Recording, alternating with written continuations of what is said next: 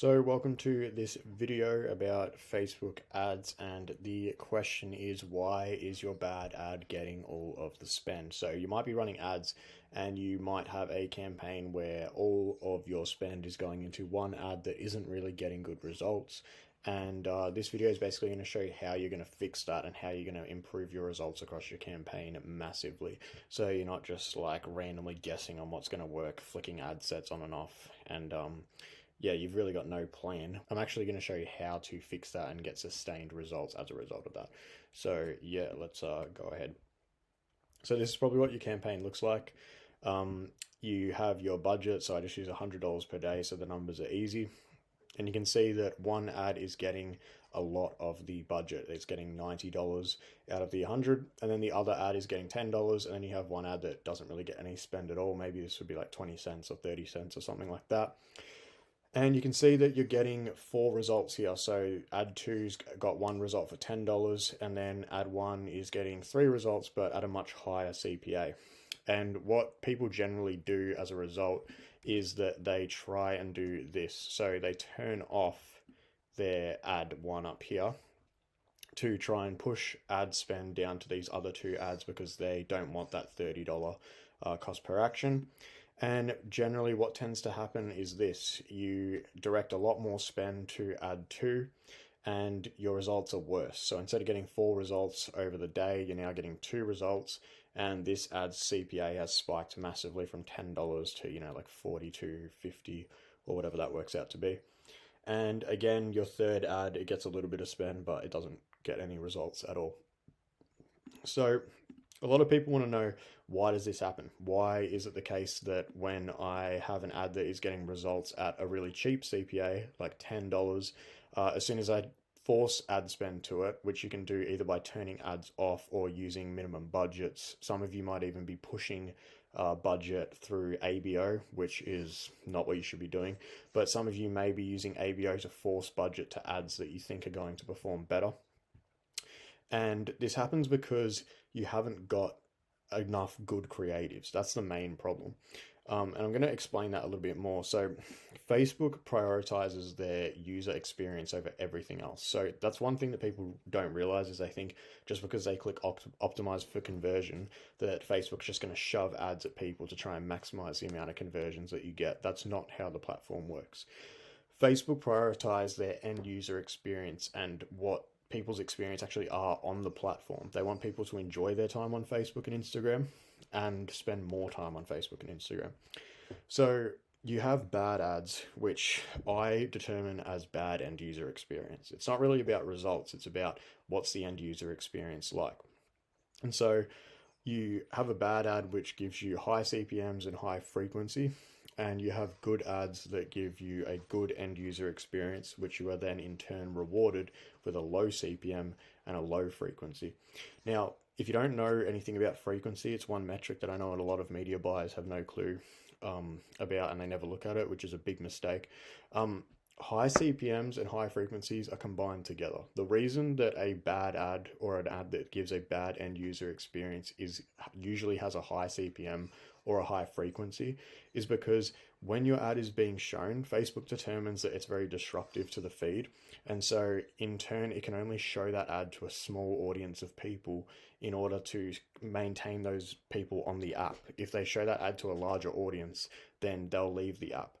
And as a result, since they can only show it to a small amount of people, and those people aren't always on Facebook, they charge you a higher price to show those ads to people because it is a disruptive ad.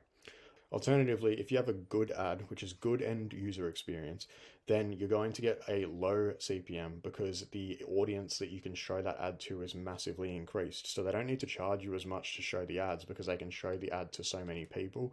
And in turn, that gives you a low CPM. So you need to think about bad end user experience and good end user experience when you're creating your ad. So how can we use this information to improve our results?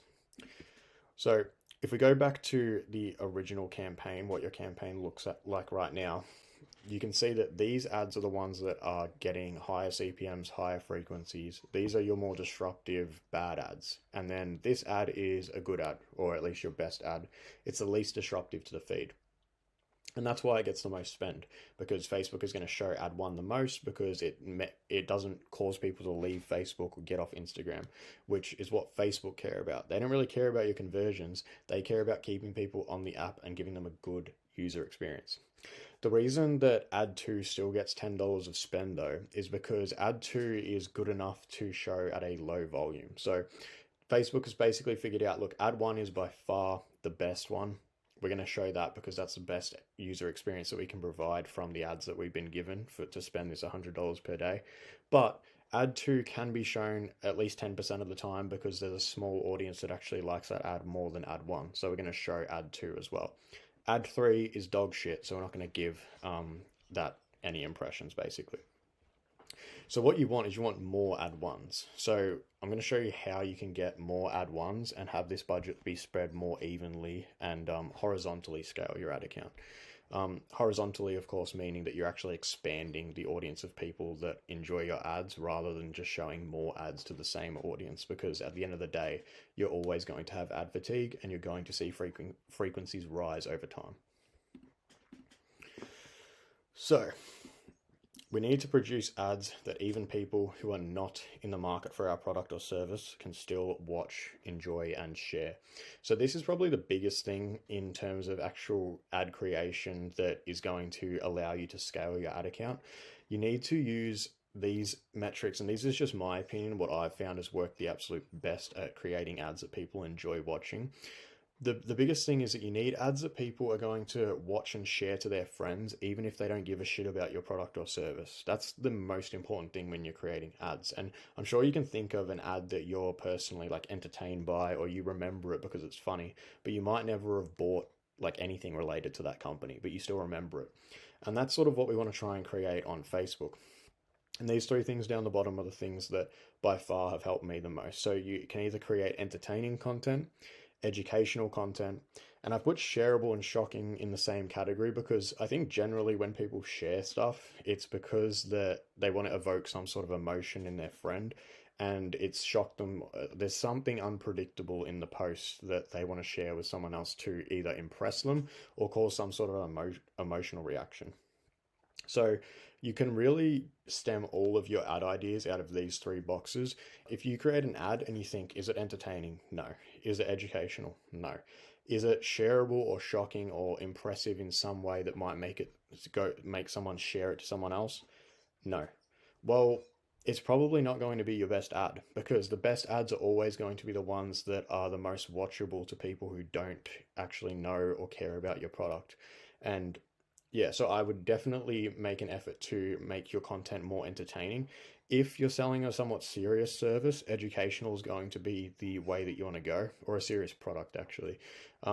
Educational is great for more serious products, but if you're just selling like an e-com product that isn't like super serious, entertaining and shocking content is going to be the stuff that's most enjoyable. And yeah, you can think about it more from a TikTok perspective as well. If content does well on TikTok organically, it generally does well as ads. And the reason for that is because people will watch the content even though they know that someone's trying to sell them, which is really what you want in your ads as well. So this is the old way. This is what you're already doing. Your original campaign only had one good watchable ad, which is not what you want, because this audience right here is the only people that you can sell to. There's no one else that you can sell to because this ad is only marketing to this audience, and you're really just hoping to throw a dart at the dartboard and get a purchase by, sharing your ad with people who have watched it. The new way, which is what you're going to do after this video, is having, your original ad that people already like, and then you have an educational ad, and then you have an entertaining ad or something as well. And this ad structure is going to appeal to a much larger audience, because ad 3 might appeal to someone that doesn't necessarily appeal to ad 1, and ad 2 as well.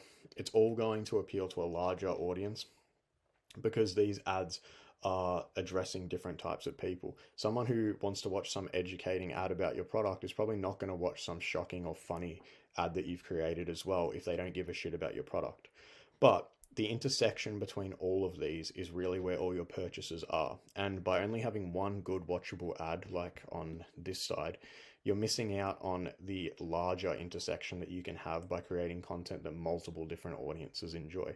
So after this video, what you're going to do is create new pieces of watchable content that you can run as ads that people are actually going to enjoy and are different from the audience that you're already addressing in your ad that is already working. The other two ads that you're running, you should probably just turn off because they're not getting better results anyway. And so what's going to happen as a result of doing this, you're going to have a larger audience to sell to because you're going to create content that appeals to more people, and then you're going to be pushing that out via your ad spend. And that's going to cause you to have a larger audience, which means lower CPMs, which, assuming you're getting a similar click-through rate, which you will get a lower cost per link click. And as a result of that, you're going to get a lower CPA and a higher ROAS, which is really what this is all about. So yeah, the TLDR is that you need more ads that appeal to a larger group of people. And I think if you use the framework that I provided a few slides ago, entertaining, educating, and shocking or shareable, if you create more ads like that, what you're going to do is you're going to see your ad spend is going to be split more evenly between your ads, and you're going to be able to spend more money per day at the same efficiency or ROAS. Which is, at the end of the day, what this is all about. It's about scaling up your ad spend. So if this video has been useful, make sure you give it a like and subscribe, because I'm going to be making a bunch more videos on service delivery and how you can fix individual problems inside of ad accounts. They're actually going to be specific problems like this one, not just generic advice of, use broad targeting like every other YouTuber is going to talk about. And yeah, if you're interested in doing any one-on-one coaching, or you just want some advice, feel free to shoot me a DM on Instagram. I'm pretty active on there, and I'm happy to give you some free help. I do paid coaching as well if you want specific long-term advice and you want help with specific ad accounts. But yeah, other than that, thank you for watching this video.